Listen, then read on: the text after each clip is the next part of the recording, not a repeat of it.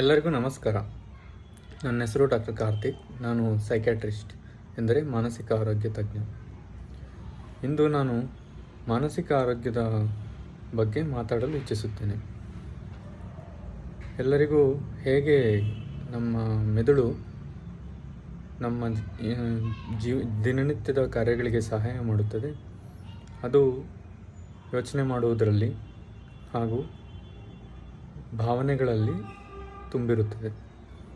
ಈ ಯೋಚನೆಗಳು, ಭಾವನೆಗಳಲ್ಲಿ ಯಾವಾಗ ವ್ಯತ್ಯಾಸಗಳು, ಏರುಪೇರುಗಳು ಉಂಟಾಗುವುದು, ಆಗ ಮಾನಸಿಕ ಆರೋಗ್ಯದ ಕ್ಷೀಣತೆ ಕಂಡುಬರುತ್ತದೆ. ಈ ಏರುಪೇರುಗಳು ಕಾಯಿಲೆಯಾಗಿ ಬದಲಾವಣೆ ಆಗುತ್ತದೆ. ಯಾವಾಗ ಅಂದರೆ ಇದು ದಿನನಿತ್ಯದ ಕರ್ತವ್ಯಗಳಲ್ಲಿ ಬಾಧಕರವಾದಾಗ ಹಾಗೂ ಇದರಿಂದ ನಮಗೆ ಸಮಸ್ಯೆ ಉಂಟಾದಾಗ.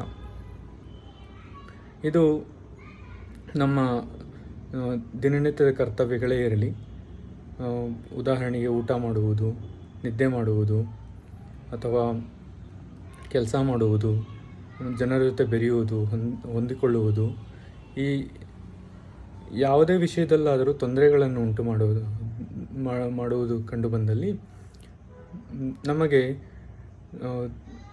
ಇದರ ಚಿಕಿತ್ಸೆ ಪಡೆಯಲು ಮುಂದಾಗಲು ನೋಡಬೇಕಾಗುತ್ತದೆ. ನಮಗೆ ನಮ್ಮದೇ ಆದ ಶಕ್ತಿಗಳು ಎಂದರೆ ತಾಕತ್ತು ಇರುತ್ತದೆ. ಇದನ್ನು ನಾವು ದಿನನಿತ್ಯದ ಈ ಸ್ಟ್ರೆಸ್ ಎಂದು ಏನು ಕರೆಯುತ್ತೇವೆ, ದಿನನಿತ್ಯದ ಈ ಸ್ಟ್ರೆಸ್ಸನ್ನು ನಾವು ಕಮ್ಮಿ ಮಾಡಲು, ಈ ಒತ್ತಡಗಳನ್ನು ಕಮ್ಮಿ ಮಾಡಲು ನಾವು ಆದಷ್ಟು ಪ್ರಯತ್ನ ಪಡುತ್ತೇವೆ. ಒಂದು ಮಿತಿ ಮೀರಿ ನಮ್ಮ ಕೈಯಲ್ಲಾಗದಿದ್ದಾಗ ಇದು ನಮಗೆ ತೊಂದರೆಗಳನ್ನು ಉಂಟು ಮಾಡುತ್ತದೆ. ಹಾಗೂ ನಮಗೆ ಇಂಥ ಸಮಯದಲ್ಲಿ ನಾವು ಎಷ್ಟೊಂದು ಬಾರಿ ಈ ತೊಂದರೆಯಿಂದ ತಪ್ಪಿಸಿಕೊಳ್ಳಲು ನೋಡುತ್ತೇವೆ. ಬೇರೆ ಬೇರೆ ವಿಧಾನಗಳನ್ನು ಕಂಡುಹಿಡಿದು ನಾವು ಎದುರಿಸಲು ನೋಡುತ್ತೇವೆ. ಆದರೆ ಕೆಲವೊಂದು ಬಾರಿ ಇದು ತನ್ನಲ್ಲೇ ಉಂಟಾಗುವ ಕಾರಣಗಳಿಂದ, ನಮ್ಮ ಮೆದುಳಿನಲ್ಲಿ ಉಂಟಾಗುವ ವ್ಯತ್ಯಾಸಗಳಿಂದ ಆದಲ್ಲಿ ಅದು ನಾವು ಬೇರೆ ವಿಷಯಗಳಲ್ಲಿ ಅದನ್ನು ಸುಧಾರಿಸಲು ಸಾಧ್ಯವಾಗುವುದಿಲ್ಲ. ಅಂಥ ಸಮಯದಲ್ಲಿ ನಮಗೆ ಮಾನಸಿಕ ಆರೋಗ್ಯ ತಜ್ಞರ ಸಹಾಯವು ಬೇಕಾಗುತ್ತದೆ. ಹಾಗೂ ಇದಕ್ಕೆ ತಕ್ಕ ಹಾಗೆ ನಾವು ಔಷಧಿಗಳನ್ನು ಅಥವಾ ಥೆರಪಿ ಎಂದರೆ ನಮಗೆ ಸರಿಯಾದ ತಾಕತ್ತು ಬರುವ ಅಂತಹ ಟೆಕ್ನಿಕ್ಸ್ ಏನಿರುತ್ತೆ ಅವುಗಳನ್ನು, ಕೌಶಲ್ಯಗಳನ್ನು ನಾವು ಕಲಿತುಕೊಳ್ಳಲು ಥೆರಪಿ ಎಂದು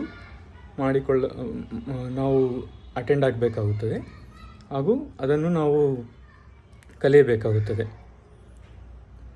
ಸೊ ನಾವು ಮಾನಸಿಕ ಆರೋಗ್ಯದ ಪ್ರಾಮುಖ್ಯತೆ ಕೊಟ್ಟಲ್ಲಿ ನಮಗೆ ನಮ್ಮ ದಿನನಿತ್ಯದ ಕರ್ತವ್ಯಗಳನ್ನು ಸಾಧಾರಣವಾಗಿ ಹಾಗೂ ಎಲ್ಲರಲ್ಲಿ ಬೆರೆತುಕೊಂಡು ಮುಂದುವರಿಸಿ ಸಂತೋಷವಾಗಿ ಜೀವನ ನಡೆಸಲು ಸಾಧ್ಯವಾಗುತ್ತದೆ. ಅದಕ್ಕಾಗಿ ಮಾನಸಿಕ ಆರೋಗ್ಯವು ತುಂಬ ಬಹುಮುಖ್ಯವಾದ ದಿನನಿತ್ಯದ ಅಂಶ. ಹೇಗೆ ದೇಹಕ್ಕೆ ಉಂಟಾದ ಕಾಯಿಲೆಗಳಿಗೆ ಚಿಕಿತ್ಸೆ ಇದೆಯೋ ಹಾಗೆ ಮಾನಸಿಕ ಕಾಯಿಲೆಗಳಿಗೂ ಚಿಕಿತ್ಸೆ ಉಂಟು. ಅದನ್ನು ಪಡೆದುಕೊಳ್ಳಲು ಹಿಂಜರಿಯದೆ ಮುಂದಾಗುವುದು ಧೈರ್ಯದ ಸಂಕೇತವಾಗಿದೆ. ಧನ್ಯವಾದಗಳು.